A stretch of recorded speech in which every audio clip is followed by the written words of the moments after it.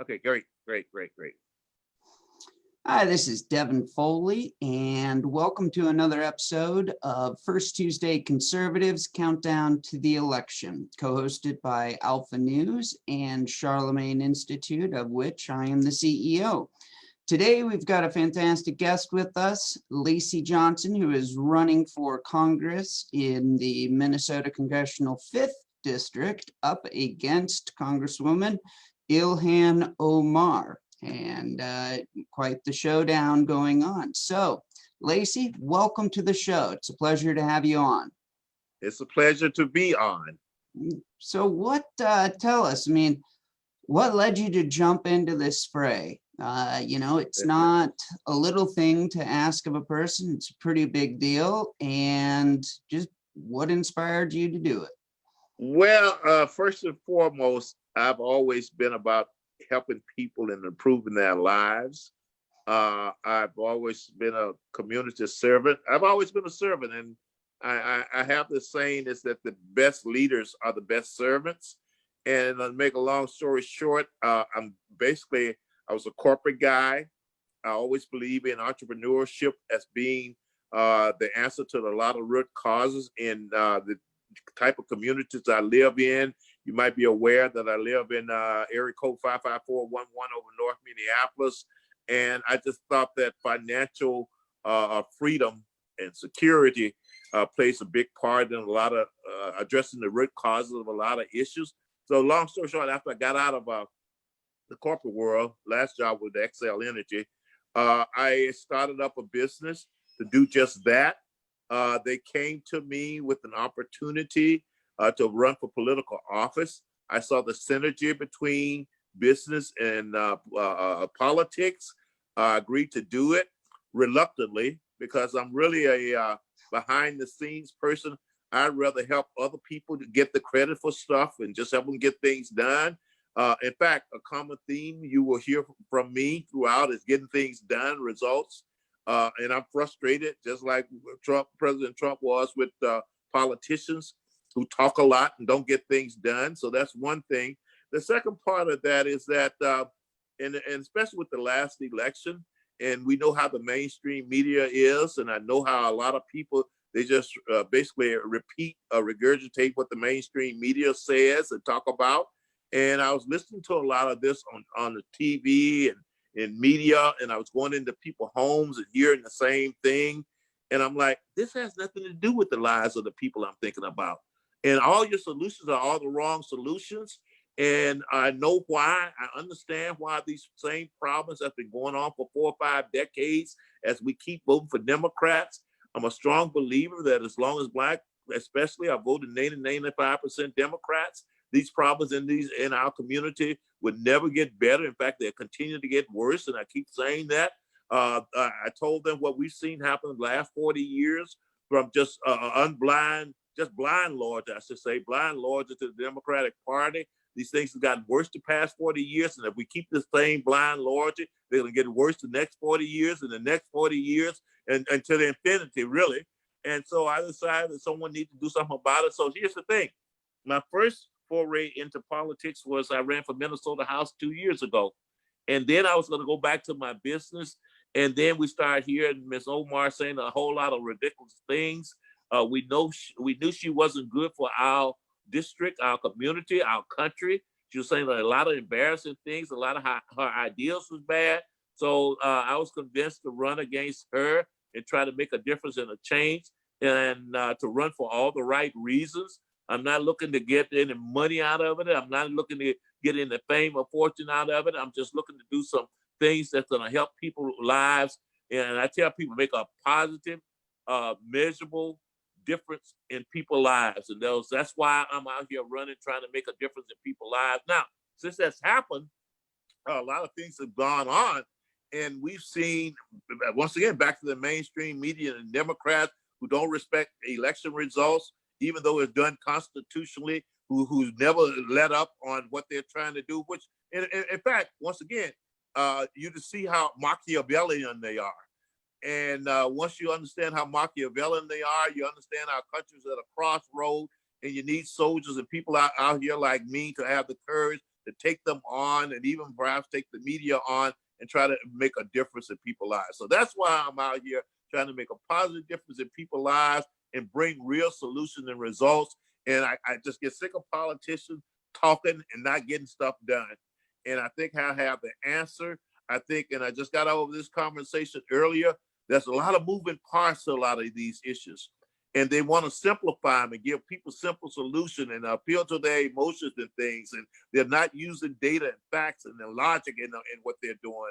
And so I wanted to make a change there. And based on my background in computer engineering and the logic and analysis stuff, based on my background in the corporate world, where we all come together and work together, regardless of who you are, what demographics you're in, and get things done. So change people's lives and get things done. I guess that's why I'm doing what I'm doing. No, it all makes sense. And yeah, I saw that you've said on a couple occasions that family is the basic unit, the foundation of society, if you will. And I'm right there with you. When we look at Minneapolis, especially, we've got a lot of broken homes in North Minneapolis and elsewhere. And out of wedlock birth rates are anywhere from 30 some odd% for whites and Hispanics higher. And we did a FOIA request, the African American community. We saw out of wedlock birth rates as high as 87% in Minneapolis. Yeah. Seeing how family for you is the foundation of society, what do you see as the opportunities to be able to build strong families, especially within, the African American community and the Hispanic communities? Well, yeah, the opportunity there is for someone like me who understands the importance of families, who grew up in an environment, a culture where family laid the foundation. God and family basically laid the foundation for all the success of all the poor little Black kids I grew up with. So I know that works. And so with that type of credibility in the community, then you have to have the courage to bring it up. And I go back once again to what I mentioned earlier. When you listen to people discussing issues in our community, they are not talking about family. They're not talking about economic development and generational wealth. They're not talking about faith. They're not talking about quality education. And if they're talking about it, they're making excuses why it's not getting done. And once again, I'm not an excuse maker. In fact, I'm not even an explainer. I don't even like explaining why things didn't get done, even if it's legitimate. Because once again, and I go back to, I hold myself accountable for things I set out to do. And once again, I want to hold politicians accountable. And more than, just as importantly, I want to hold my community accountable. And so I somewhere down the line, some politicians from this community who's really serving this community is going to have the guts to talk about family and faith and things like that. Who's going to have the guts to say that, forget all this talk that you're hearing on the media and things that they're getting us to focus on. We need to talk about things within our control, and we're in control of this. And once again, and this is the big leap, to have a discussion with Black males. Okay, hold on a second. Sorry, brother. Once again, to have a conversation with Black males and say, look, you're responsible and accountable for taking care of your children and the mothers of your children. In fact, I go even further, and I've been consistent in this. And by the way, what I found is that when you give these people these messages, give messages to Black fathers and Black men, and if you say it with sincerity and they respect you, it take hold. And so what I've been saying to them, look, we gotta love, marry, and respect the mothers of our children. Or else this craziness out in these streets are never gonna stop. And then again, I do challenge them because you might know I've been married for 33 years, and I know the challenges of it. And I was single for a while. So I know how much fun it could be. And so I can take it from that standpoint, and I can challenge them. Look, if you had a choice, because once you really mature, it's not really a choice. But if you had a choice between living a happy life and a rewarding life, which would you choose? And what I'm challenging males to do and men to provide and support their families and live a rewarding life and receive their happiness in doing what they're supposed to do. And one of the things that's missing, I think, and once again, a lot of it's just human psychology, I think, is that, look, we feel better about ourselves when we sacrifice and to be responsible, when we've done what we're supposed to do and we look back at it. That's when we get our satisfaction. And really part of it is, once again, dealing with human psychology, is that when you're out there giving people stuff that they haven't earned, and then it's hard to feel good about yourself. If you're laying around and you're not working every day and putting in a hard day's work, and somehow you're surviving, it's hard to feel good about yourself. And a lot of the other issues that we see in our community is that we have a lot of young men walking around just not feeling good about themselves. And so what I'm here to do is say, this is how you feel good about yourself. I believe you can do it. And not only that, the next step is I'm here to show you how to do it. And finally, I guarantee you can do it. And so once you start having those conversations, you see a whole different look. And by the way, there's a lot of ways we could unpeel this onion. But I tell people, once again, what I'm out to do is change people's mindset. Because look, and the way I put it, we've been doing the same thing for the past 40 years and getting the same results. In order to get different results, we got to think about things differently, and we have to do things differently, whether it's financially, politically, spiritually, or whatever, educationally, or whatever. We got to do some different things. And that's the challenge I'm laying down to the community, and receiving a very positive response. Now, I don't mean to talk too long, but I am a Christian, and I remember the parable of the sower. Some people will get it right away. Some people will eventually get it. And I accept the fact that some people would never get it. But if I can get a majority of them, we'll be okay. The other thing I'm telling people is that, look, it took us decades to get into this situation. We're not going to get into it overnight. I'm not here to give you some type of quick solution, a feel-good solution. I'm not here to give you some type of fool's gold. I'm here to tell you exactly what you got to do. Now, the final thing on that, I always end with this. This is what I think works. No, let me rephrase that. This is what I know works. But if you got a better way, I'm willing to try it your way. And the challenge there for most people, they don't have a better way. And what they're going to suggest to you that we keep going down the same path and digging a bigger hole and hoping to get out of it. And it just won't work. So anyway, that's a long answer, but that's the way I look at it as far as coming at it from a family angle. No, and you said when you talk to people, constituents about this, that it's at least respected. Yeah. Are you seeing, how are young men responding to this versus, let's say, middle-aged moms who've, raising their babies and taking care of them and all of that? Do you see, what kind of response are you getting? Well, it's interesting. Let's talk about the middle-aged moms first.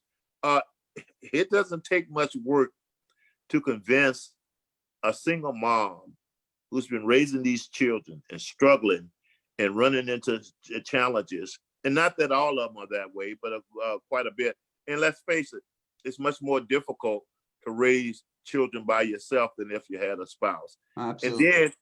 And then when you put it together, that when I'm talking to the mom, they're thinking about the fathers of their children and things like that. So that helps, and they understand, and just instinctively, that it's better to have raise these children together. So it's almost immediate response and head nod. When you talk to single moms, when you talk to young men, and the key thing in talking to young men, and a lot of them call me old school, and that's a term of respect. So they automatically respect someone like me who comes to them, who they see as a symbol of success in a certain way, and who, when you talk to them and challenge them, they see that you're saying it because you care about them and you really love them, and you're honest with them about when you were young, and we understand how you feel and understand peer pressure and things like that. We are also winning over young men. In fact, I can tell a whole lot of stories of talking to young men in barbershops and them coming back to me and letting me know they get it. Talking to a gentleman out on the street coming back and letting me know that they get it. And even going into churches and saying what I'm saying and getting standing ovations and things, because people know what they need to hear. And people generally know the truth when you tell it, especially if you're sincere about it. And once again, I think the key part of it is that they know you're speaking from your heart. And the other thing is they know they can trust you, and so there is a natural, and they can trust you because of who you are and how you're talking to them. And they know you've been living in the community. They know what you've done. And no matter what the issue is, you can talk to them on a personal level about it. You also tend to persuade them also. I mean, just like one example, I got many of them. A young man comes in and he's complaining about being stopped by the law enforcement because he got his tail light out and he wasn't doing nothing wrong. And I have to try to say to you, look, and I can speak from experience, I always try to make sure I don't have a tail light out. That's something you have control over. And those type of things. And talk to them about not breaking the law. Talk to them about not resisting arrest. Talk to them about making sure both of your hands are visible. And those are the type of things. And knowing people, in just one example, knowing people in law enforcement, where you can say Black officer in law enforcement, and you can convey their message to them, and they take it sincere, and the truth, and the care that you have about it, and the fact that you have high expectations of them, and they can do it, and give them confidence in it. Because people be amazed at the number. Well, let me put it this way: in a lot of environments, people aren't even thinking about 5 years down the road. No one has ever mentioned to them about what you're going to do with your life. No one has come to them and asked them with confidence, are they going to post-secondary school, college or tech schools and things like that. And so they share something different and new. And believe it or not, most of them that's doing in these lifestyles, young men, and not that they all are, but if we're talking about ones that are in dysfunctional lifestyle, it's a breath of fresh air to them. And most young people know intuitively that they need discipline. Most adults need, even if it's self-discipline, that discipline is a part of your life. And that's my challenge to them. And so long story short, I'm receiving positive responses from both the mothers and the young men. It's very good to hear. So, and I think, as we look to family as that foundation, the next big thing as far as institutions go would be education system. And, Minneapolis public schools, we just ran the numbers, it's about $25,000 they're spending per student per year, and it's a ton of money, but the results are atrocious, especially for kids of color. I mean, it's just, they're not getting through. And then of course, then they're graduating kids who aren't ready to go out into the world, which I think is one of the worst things that you could do to somebody. Give them a diploma knowing that they're not actually ready for it. And you've talked about wanting to reform education. What are some of the things that you've been exploring as far as ways to improve the education system? Well, you mentioned a couple of key things there. And I'll start off by saying that I spent some time mentoring and tutoring students, inner city students. And the saddest thing I'll never forget, a beautiful young lady in the 9th grade, and we tested her, and she was reading at the 1st grade level. And it's just inexcusable. To me, it's just totally inexcusable. So, and I don't know. It's an injustice. I mean, to move a kid along like that and to not address the challenges there, it's disgusting. I mean, it really is just an abuse of these poor kids.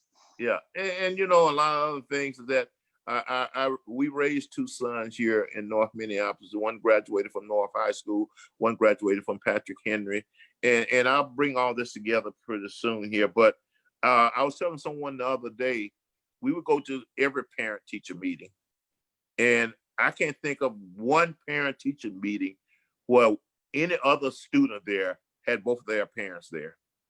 And so that's one thing.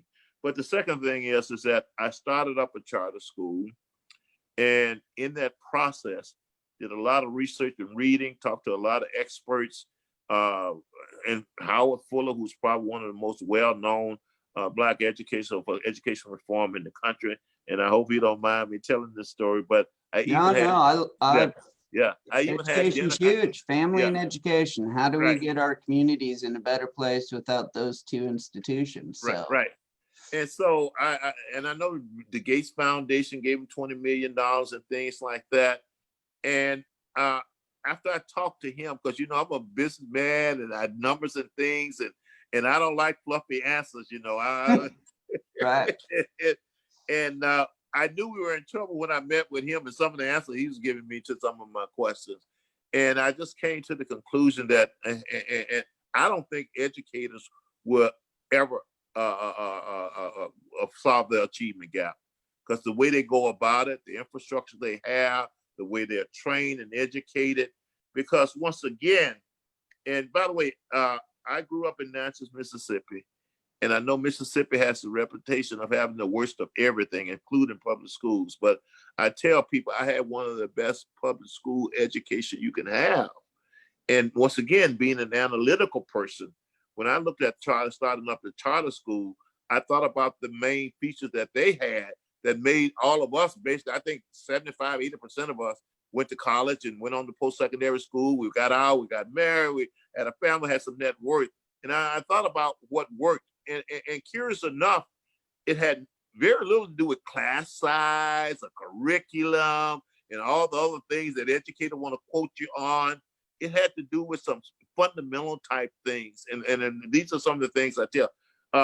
We're going to educate you, no excuse. We're not going to make excuses for ourselves for not educating. We're not going to blame the parents not showing up. We're not going to blame discipline. We're not going to blame you. We're going to hold ourselves accountable for educating every child that comes through these doors, number one. So no excuses, educate.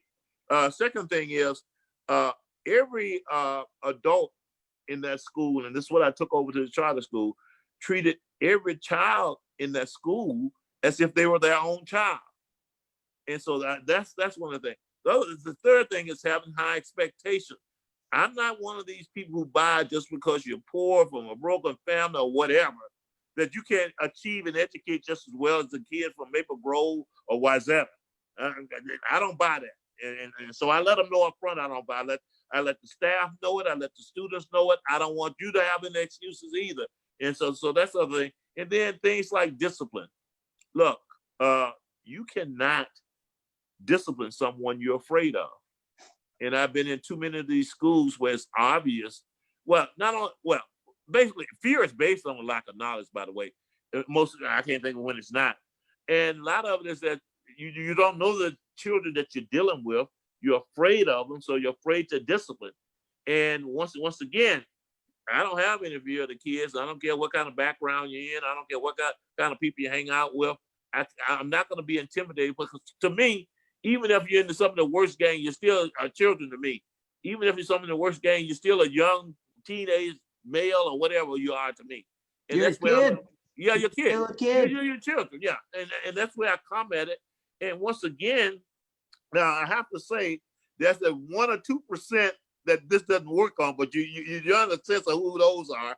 But 99% of them, no matter how tough they appear to be or they want to be, they know if they have someone standing in front of them who's loved them and not afraid of them and have their best interest at heart, and they're hearing a lot of things they've never heard in their life, you will get their respect, and they will follow your call for discipline. So discipline is another thing.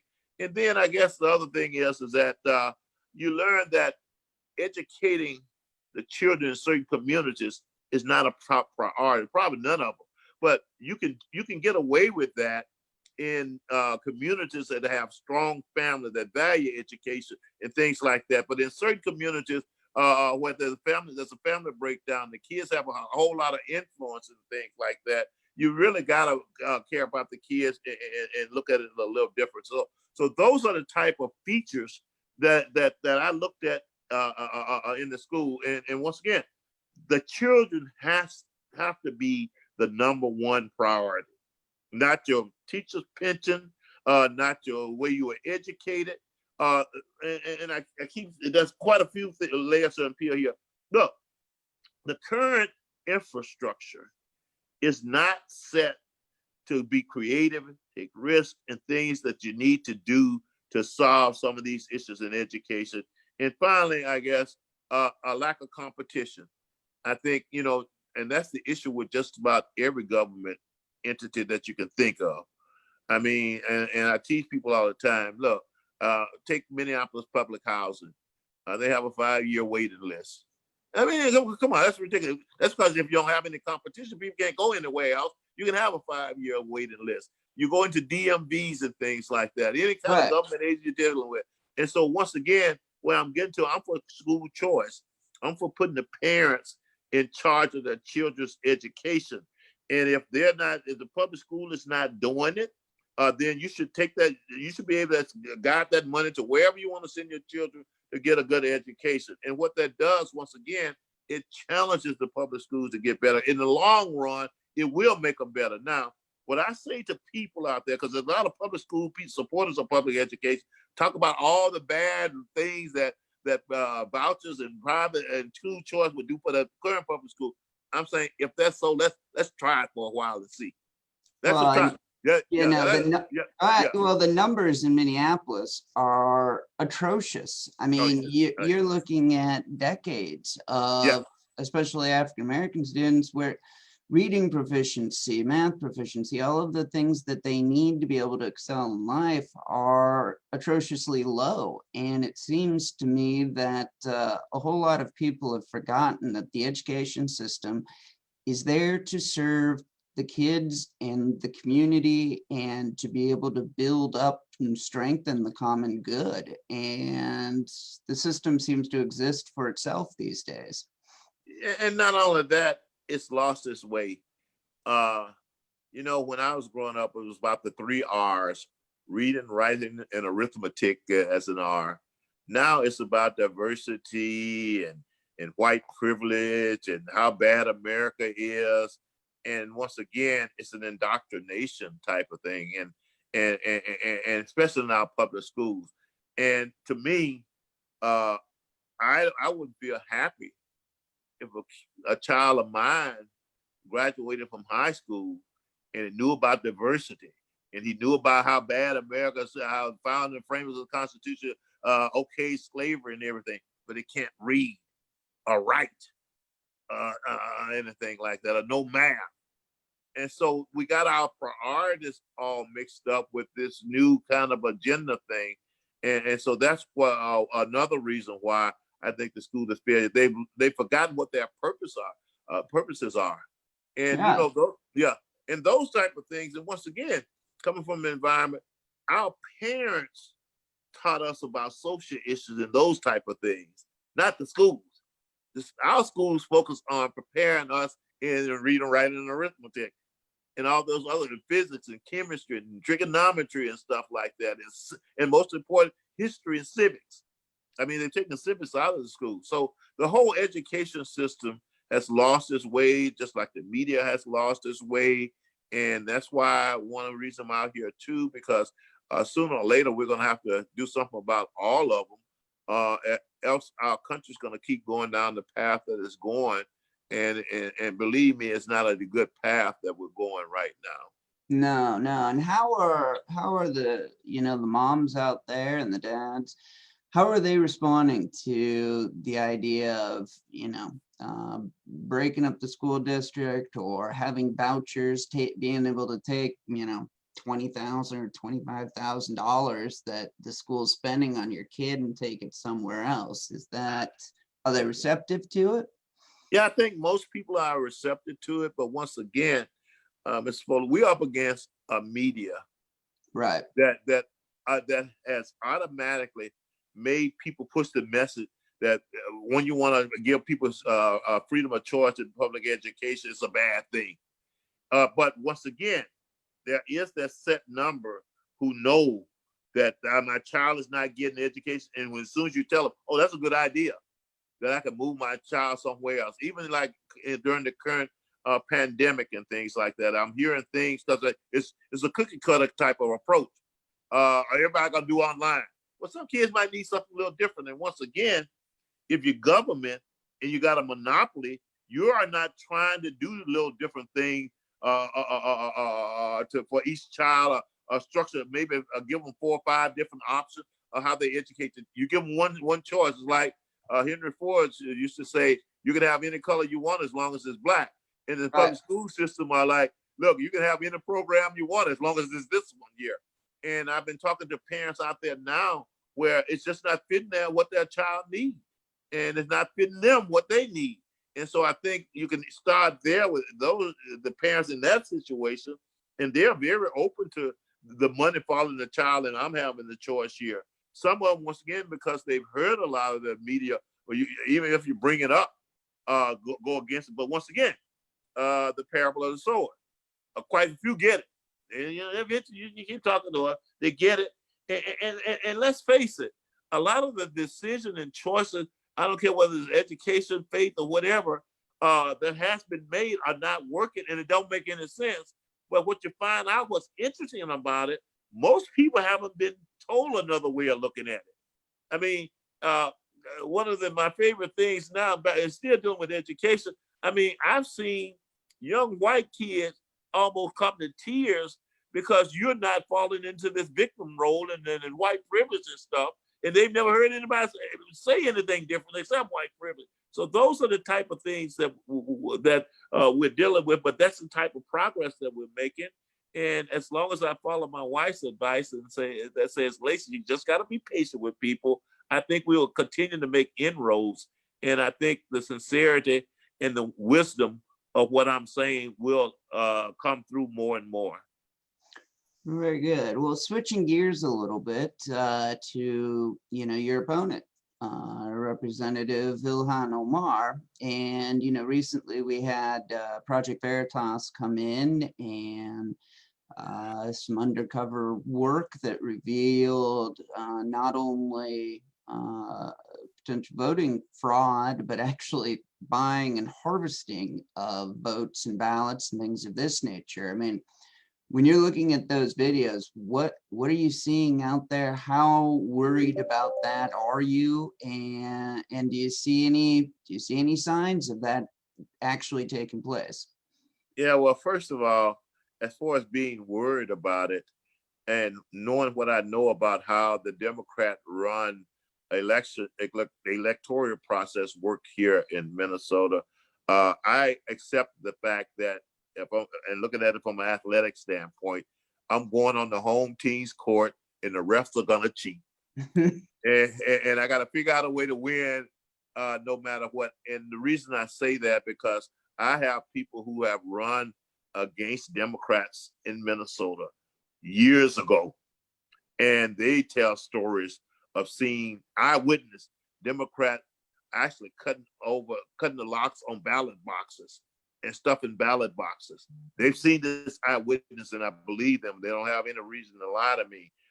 As soon as I took voter registration training for the first time, I'm like, boy, this is set to cheat. I mean, this is set to let all kinds of illegal people vote. I mean, that's what it's set up for. All kinds of people. Yep. And you learn that. And then you start looking across the whole process from voter registration to counting the votes.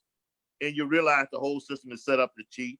And you realize that from the political leadership to the bureaucrats to everyone who's responsible, have key leadership roles in our electoral process, they're Democrats, and they've proven they have no scruples. I mean, I don't care what no one said. They're Machiavellian. And so when you know that, you expect that. And then and as a result of running this race and in the previous race, you have people from the community coming to you already telling you that it's going on. And so what I'm getting at is that when I saw the video, it just confirmed what I already knew. And once again, and I know some of the people who was intimately involved in understanding that process and the stories that they tell me. The other part of that is I had some legal people take a look at our options in that. And so they just came back to them and say, hey, there ain't nothing you can do, basically, about it. That they can cheat, there's nothing you can do about it. In fact, they even pointed out, I got to go back and look at written into the statutes. There's only, I think, one condition. Now I go back and double check where you can actually challenge a vote. And so you can do a whole lot of things. You can be crooked, but there's only one way, and it was so airtight that even if they cheat, it's very little you can do about it. And then I guess finally, and I have to speak the truth. I have friends in the Somali community, and they would often smile and talk about the Somali way. And the Somali, and even though they come out and say it, it says, if you have to cut a few corners and do a few things here and there, that's where it's done in Somalia. And I think, and this is not disrespect, because there's a lot of good, decent Somalis, honest Somalis out there, because I talk to them. But when you look at the country and where it's at and how it's working and things like that, you understand there's a culture there where it's accepted. In fact, I think part of the video said that a lot of people didn't even know it was illegal, and so that's where we at on it. And so I expect for her to have already had a certain number of illegal votes that's going to be counted already. And just like, once again, to come back around to the athletic comparison, we're on their home court, and the refs are going to cheat. And we're going to have to find out a way to win regardless. And we're going to have enough talent and beat them by enough that regardless of their cheating and everything else, we pull out a victory. It's disheartening, and it's a shame. I mean, we have to have integrity of our electoral system. It's not there. Yeah. Otherwise, I mean, if you lose, once trust is lost, that's no easy thing to get back whatsoever. Looking at the situation in the wake of the rioting and crime and desire for police reform, or even some had been pushing defunding the police, but that looks like it didn't go down so well now that crime is skyrocketing. Right. What do you see as far as the role that you can play in that? Well, I think the main role I can play is bringing stakeholders together. We all have a stake in this, whether it's law enforcement, whether it's community, whether it's the political leadership. We all have a stake in families, the kids that's involved. And if we look at it as mainly as the black males being victims of it, they're involved. So bring all of them together. I'm talking to all those groups and trying to come and say, what do you think? Because once again, as a business person and a manager and a project leader, I don't assume I have all the answer. Now, most of the time, I'm a pretty confident guy, and I go in, I have a certain baseline that I come in with. But once again, there are subject matter experts in all these areas, and bring them together and see, can we come up with a solution? I think, once again, and talking to one of my staff members, the key is accountability on everyone's part. Because one of the things I try to point out to the community is that anytime you're dealing with human relationship and you have issues, it's very seldom those issues get resolved if you come in with the attitude of, if you just change, this issue will go away. I don't have to do anything. If you just change this issue, and that's a lot of what we've been doing with law enforcement. And as long as we're doing that with law enforcement, I don't think it's going to go away. You're going to see some of the things that you're seeing right now, a slower response, hesitant to do certain things. Because, I mean, if you think about it, you're a law enforcement officer.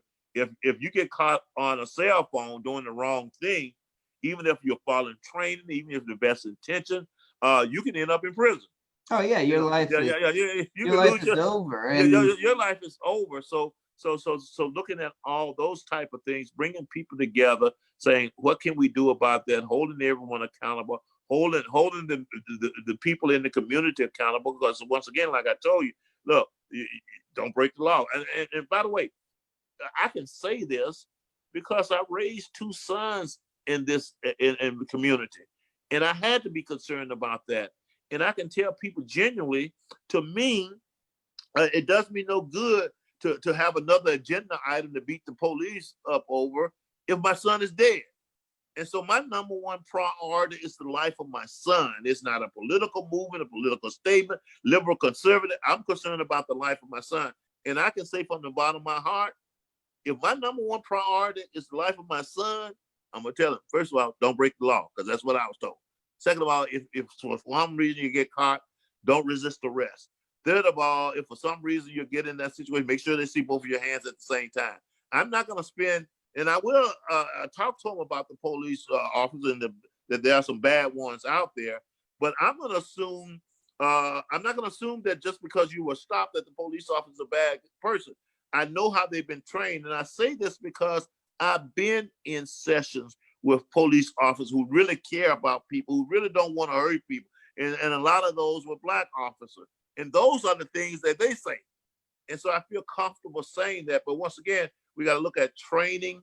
I think that's one thing. Once again, we got to look at accountability from top to bottom, because if you think about it, some of the things that the liberal Democrats are saying on the national level, state level, county level, city level are just not conducive to supporting law enforcement. It's encouraging some of these behaviors and things like that. So we all need to take some responsibility in that. And that's what I would challenge people to do. Of course, we need to do things too, like make sure the force look more like the community that they're serving and those type of things. And you may have to train them also, like in schools. A lot of times, the people that's in charge that's not familiar with the culture that they're dealing with, that have formed judgment about certain behaviors, will tend to make some of the wrong moves. I mean, I've been in too many situations where I've seen, especially young Black males, doing things that if you just took it face value, it doesn't make any sense. It doesn't seem smart. But when you realize what they're dealing with and that this is survival tactics and things like that, it takes on a whole new perspective. And not only does it take on that whole new perspective, it takes on a whole different way on how you relate to that person. Now, tell me more. I mean, as far as, I mean, essentially, you've had to give your sons the talk, as it were. Right. You know, and that's got to be kind of miserable to actually have to do, to feel that you got to do that. Right. At the same time, you know, you got, as you said, the survival instincts of some of these young Black men. What does, you know, what's an example of that could be misinterpreted and end up in a real bad situation? Right. And first of all, it's not so miserable unless you add the racial component in there. And I talk to my sons when dealing with law enforcement. I don't bring that into play. It has to do with you got to respect that this is a person with a gun. I mean, I don't care what color they are. They got a gun. Yeah. And I tell people, one of the things I point out, look, whenever a loaded gun is involved, even if you're just by yourself, bad things can happen. And so now you got some type of adversarial relationship. It doesn't matter what color or anything. I ain't getting into all that. All I'm saying, this person got a gun, they got authority, and no matter what color, gender they are, whatever, they can kill you and get away with it. And so that's where I kind of come from. But once again, I tell them that. And as far as specific instances about these young men being just misunderstood and things, once again, I've had them come to me and complain about the police, but I always put it back on them to make sure that you're doing all the things that you can do to ensure your survival. Of course, now, once again, I tell people, there's no guarantees in life 100%. What you're trying to do, you're dealing with odds. You're trying to reduce the odds that something bad is going to happen in this encounter. It's not 100%. So those are the type of things that I talk to our young men about. And you know, I got a young son, and he's kind of hot-headed at times. And I've got one of those. Yeah. A couple of things after a few what appear to be racially profiling incident and going to court and tickets and things like that. What we instructed him to do is whenever he gets stopped, he just call us. And now, you know, young people nowadays, they're not like we were, because when the parents said stop it, that's all they had to say. They'd have to raise their voice. Now some of these kids you have to negotiate with. And I just had a incident with one of my young son earlier this year, where the police stopped him because he didn't have his front. He had bought a car, and the dealer forgot to take the thing off the front license plate. and he got stopped for it. And then, during that conversation, and then of course, they wanted him to show his insurance card, and the insurance card didn't have that latest car on it, because you got 30 days to do it. So the cop is basically telling him, you're a drug dealer, and I know you blah, blah, blah. And he calls us. Now, a couple of key things there. We had a hard time calming them down, number one. But the second thing I tell people, and I've talked to law enforcement officers about this, once this officer knew he had some adult parents who cared about him, backing him up, he took a whole different, he kind of calmed down himself. Because a lot of times when these officers are dealing with these young men, they know they basically don't have a support system. But once he figured out he had two parents who wasn't going to take it, who had some type of connection, and if they had to go to court to fight them, they're going to hire a good lawyer to fight it. I think that changed the equation too. But the most important thing I think about that, because once again, self-accountability and responsibility, and this is just where I've led my life. I've never blamed anyone for any bad situation I've been in, because I could always see where I could have done something different, and just trying to get them there. But what I'm getting to, when our son got home, we were like, "What? Didn't you know they had nothing to cover?" Well, yes. And so we put it on him that he needs to be doing this, that he should have done something about it. And once again, therefore, when I talk to other people about their responsibility, they know I'm not just making it up or being unfair. I'm saying to you the same thing I would say to any person I love and care about. And I'm saying this to you because I love and care about you. I don't care about all the justice system need reforming and stuff. I care about it, but my number one care is you. And so when you come at it from that standpoint and they know you're doing it because of them, it tends to have a lot more impact. No, and that's I would suspect, I mean, when you're out talking to, your potential constituents, there's a lot of connection that takes place as a result of that, which is good. Well, we are coming up on full time as far as how things have gone. Lacy, this has just been fantastic, and I think it gives everyone a very good glimpse of a genuine individual that you are, who seems to care greatly about his community and just the city and everything else. What else? What other things would you want to leave our listeners or viewers with? Well, I guess I would probably like to end by talking to the independent voters and the liberal Democrat voters and get them to understand that they're voting and putting the type of people in office that they have been doing for the past 40 years has really damaged our community. It has damaged our community culturally. It has damaged the mindset of our community. It has diluted our work ethics in a lot of ways. It has diluted the quality of our education in a lot of ways. It has contributed to ongoing poverty in a lot of ways. That, when you pity people, really, you are devaluing them. That's just pity in itself is kind of like a superiority aspect. And that the best we can do for our people is what you have done, where you have worked hard and gone to college and made the sacrifice. So if you've done that and that's what has worked in your life, why would you want to not give that to people you care about in these communities? I also want people to understand that what I'm talking about, and when I look at get to the root causes of the issues in our community, first and foremost, I'm looking at education. That, these achievement gaps keeps happening is directly connected to you voting for these people, just because they got a D by their name. And that has really, really harmed us from a philosophical standpoint. The other thing is economically. We do not need 240 some nonprofits in North Minneapolis. The way you create generational wealth in this country is by taking a chance, a risk starting up a for-profit business, starting up a for-profit business in technology and financial service, in digital marketing, in manufacturing, anything. We need to start up profitable business. I'm working on an opportunity zone venture, which I think has the potential to be one of the biggest game changers in the economy of disadvantaged community, because what it does is it tells, says to people with money, instead of paying taxes on these capital gains, take those capital gains and invest it in disadvantaged community.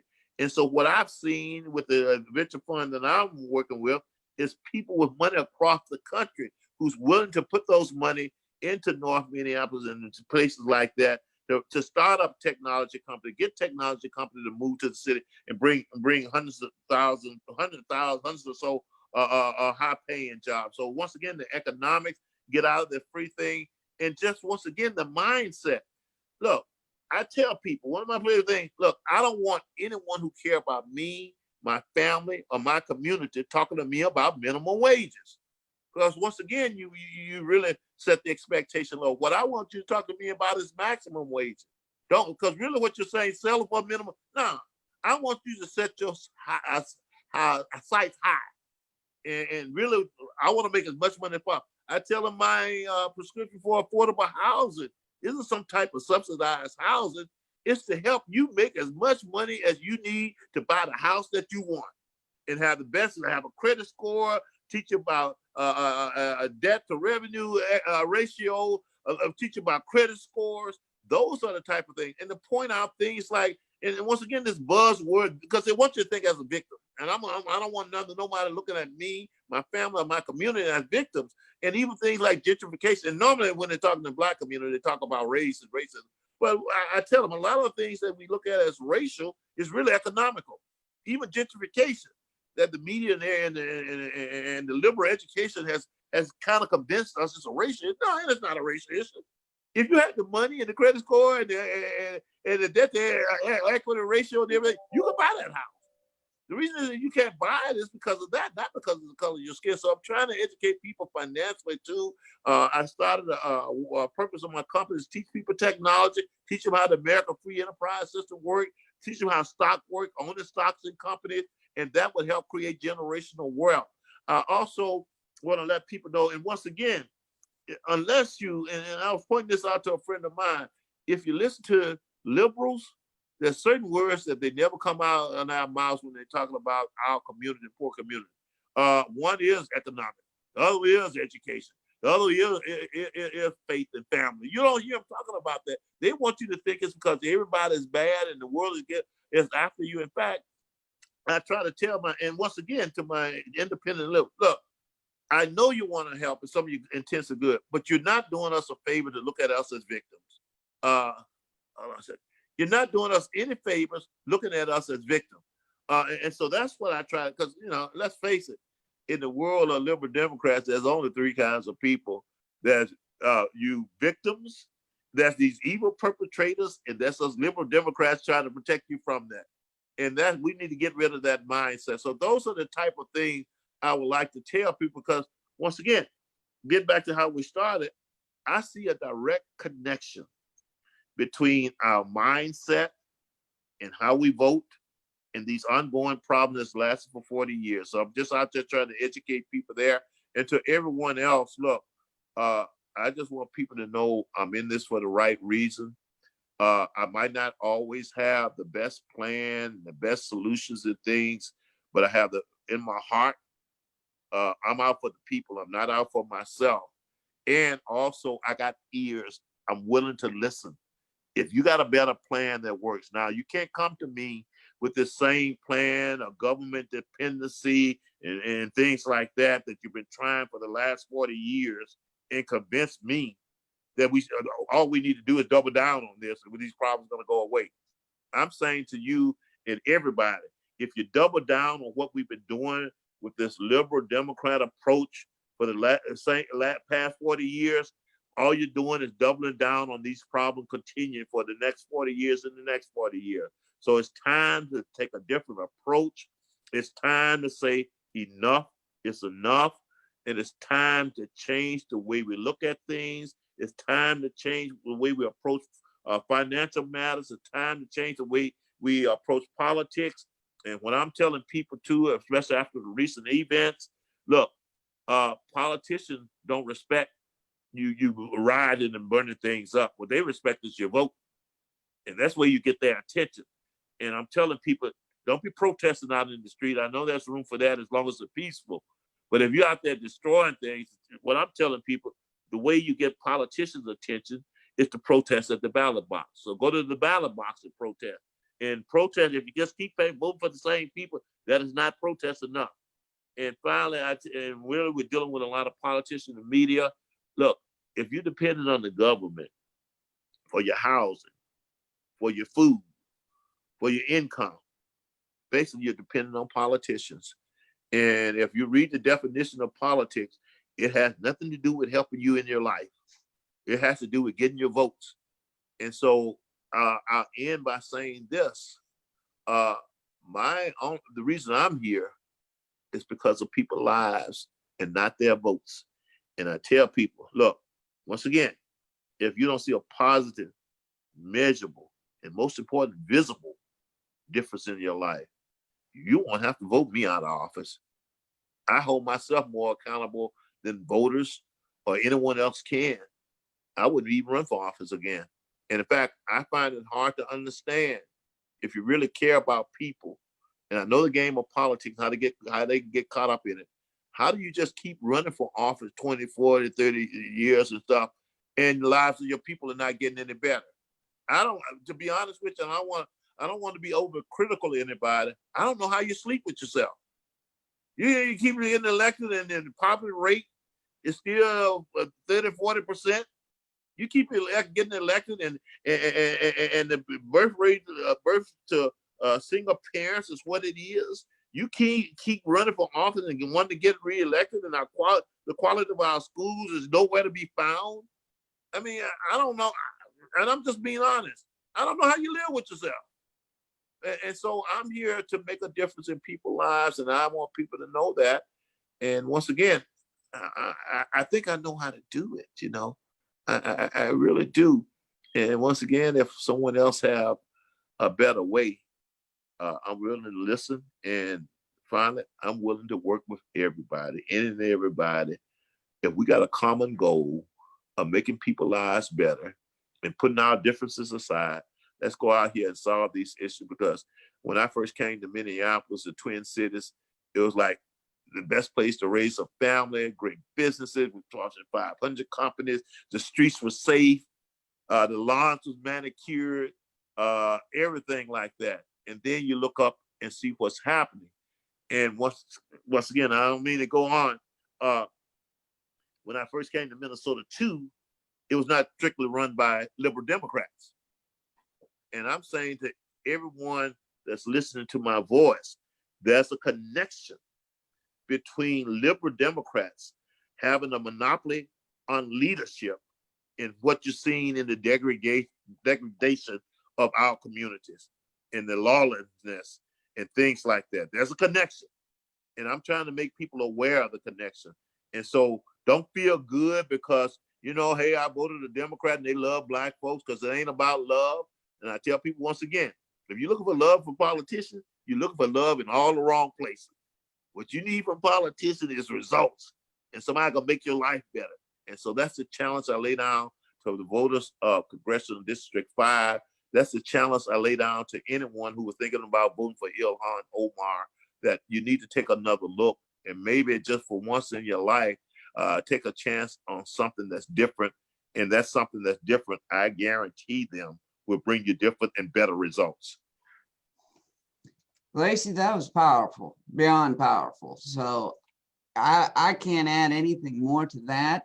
Thank you so much for joining us this evening. And thank you for your passion too, for your community, and just simply putting yourself out there, taking all the slings and arrows and everything that comes with running for office, but most importantly, keeping the eye on the ball as far as what matters the most, which is the people at the end of the day. So thank you for that, Lacy. Thank you to everyone who joined us this evening. And Monday, October 26th, we've got another fantastic lineup. We've got Abby Johnson at noon, Kim Crockett at 3, and then Father James Altman at 6:30. So join us then, tune in, check your email, and check your feed.